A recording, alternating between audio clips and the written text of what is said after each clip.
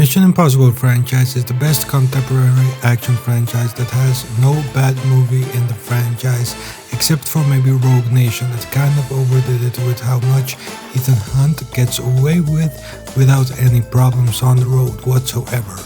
Also, having the weakest villain in the franchise didn't help it.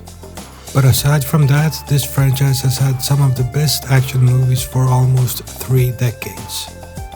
Tom Cruise not only stars in these movies, but he also produces them since the first movie that came out in 1996. This entry is part 1 of a 2-part story, and it definitely feels like it by the end. Not to say that it doesn't stand on its own as a standalone movie, it definitely does.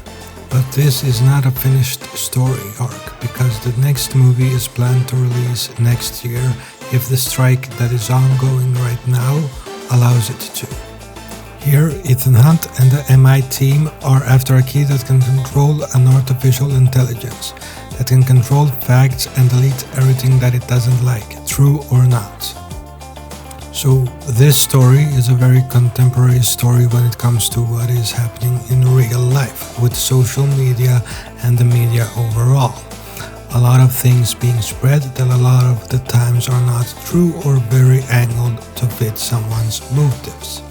So the story is a very interesting one, and the villain might be the best villain in the franchise so far. Tom Cruise, as usual, delivers in the role of Ethan Hunt, and as usual by now does a lot of his own stunts. He is by now a certified stuntman, and there are not many professional stuntmen that can do what he does when it comes to stunts in these movies. The action overall here is very good, as is expected from this franchise after 3 decades. The cast are all great here, and many characters get a lot to do that usually were minor players surrounding Cruise. Also, the new addition Hayley Atwell as the character Grace has great on-screen chemistry with Tom Cruise.